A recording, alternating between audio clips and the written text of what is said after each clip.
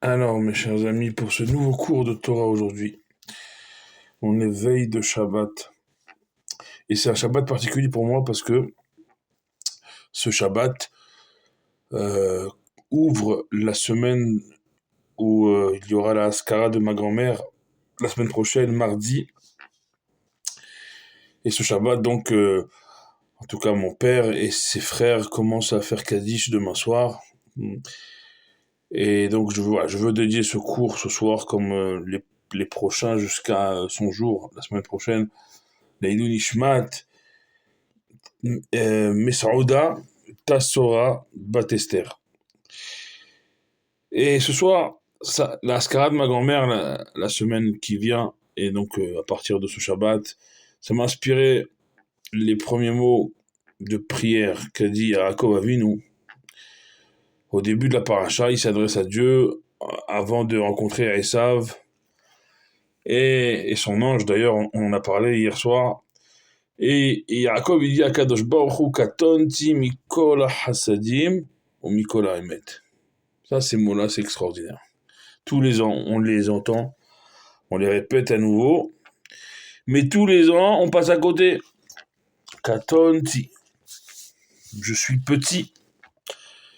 Mikol hasadim, de toutes les bontés que tu as fait envers moi, mikol haemet, et de toute la vérité, Sita im avdecha, que tu as prodigué, toutes les vérités au pluriel que tu as prodiguées, que tu as fait envers ton serviteur. Katonti, je suis petit. On parle de Yaakov Avinu, celui dont son prénom est gravé sur le trône céleste, l'élu des patriarches, on l'a dit. Celui qui va donner naissance au Am Israël. Israël étant le troisième nom de Yaakov, il s'appelait Yaakov Israël, il y avait Yeshurun aussi. Mais Israël, c'est Yaakov. Quand on dit Rabbi Yaakov Abu Hatzera, le grand-père, et son petit-fils Rabbi Israël Abu Hatzera, on peut dire que Baba Saleh portait le nom de son grand-père, puisque Israël et Yaakov, c'est le même personnage biblique. Des fois on dit Bet Yaakov, des fois on dit Béné Israël. Yaakov, c'est celui qui a donné naissance aux Shevatim, aux 12 tribus d'Israël. Et ce personnage-là, il dit sur lui-même Katonti, je suis petit. Combien d'humilité ce mot nous invite. Mikol hasadim, toutes les bontés que tu as fait envers moi, je les méritais pas. Ou Mikol haemet, et toutes les vérités que tu as témoignées sur moi, tu as fait avec ton serviteur, que tu as fait envers ton serviteur, envers moi, je ne méritais pas toutes ces vérités. Voilà ce que dit Yaakov. Alors c'est combien de mots? Katonti, Mikol hasadim, ou Mikol haemet, 5 mots. Après, on peut continuer. Asher, Asita, Im, Avdecha. 9. Il y a plein d'explications sur ce décompte et sur ces mots-là.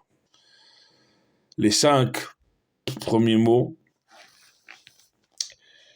ça correspond à un livre de la Torah. Les 5 livres de la Torah, il y en a 5. Les 5 livres de la Torah.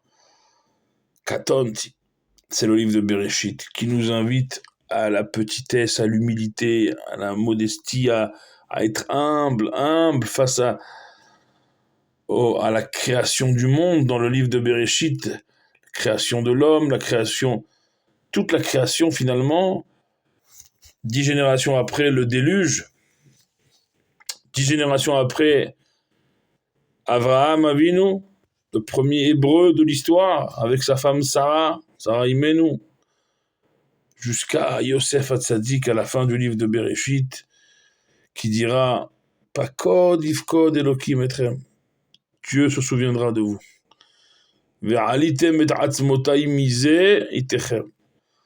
Vous prendrez mes ossements avec vous du pays d'Égypte où je resterai avec vous pendant toute la durée de votre exil, de votre esclavage, et vous les ramènerez avec vous là-bas en terre d'Israël. Voilà comment commence Bereshit, comment finit. Ça nous invite à être katonti, à être petit, à être humble. Mikol, ça c'est le deuxième mot, c'est Shemot. Shemot, il y a tout dans Shemot. On part du plus bas, du niveau le plus bas, l'esclavage en Égypte, pour arriver au niveau le plus haut, à la fin de Shemot, au Mishkan. En passant bien sûr par la traversée de la mer, par le Matan Torah, le don de la Torah, au Mont Sinaï, incroyable. La nature s'est figée. Dieu s'est révélé à Israël. Pour finir avec le Mishkan, à la fin de Shemot, c'est la dernière paracha, Pekoudé, les contes du Mishkan. Et les Pekouda Mishkan, la demeure de Dieu, où chaque petit matériau était compté et recompté. Chaque petit matériau avait son importance dans la maison de Dieu, ici-bas. Le Mishkan, c'est bien sûr l'ancêtre du Beth Amikdash, plus tard à Yerushalayim. Et Ahasadim, les bontés, ça correspond au troisième livre de la Torah, c'est le livre de Vaïkra, le Lévitique, mal traduit, mais parce que Vaïkra, c'est être appelé. Quand Dieu nous fait des Hasadim, des bontés, on est appelé par Dieu. On ne les mérite pas, c'est des bontés, Matanatrinam, des cadeaux gratuits. Kadosh Baruch Hu nous dit juste, je t'appelle, je te donne, tu prends-les. Et par quel mérite on les a, ces bontés? Par ce qu'on apprend dans le livre de Vaïkra, c'est la Torah de Kohanim, la Torah des Kohanim, des Lévi'im, dans le service du temple. C'est par eux que la bracha passe au peuple, jusqu'à aujourd'hui d'ailleurs, quand Birkat Kohanim, la bénédiction des Kohanim, on est tous sous les talit et on courbe la tête et on prend jusqu'à aujourd'hui les bénédictions des Kohanim.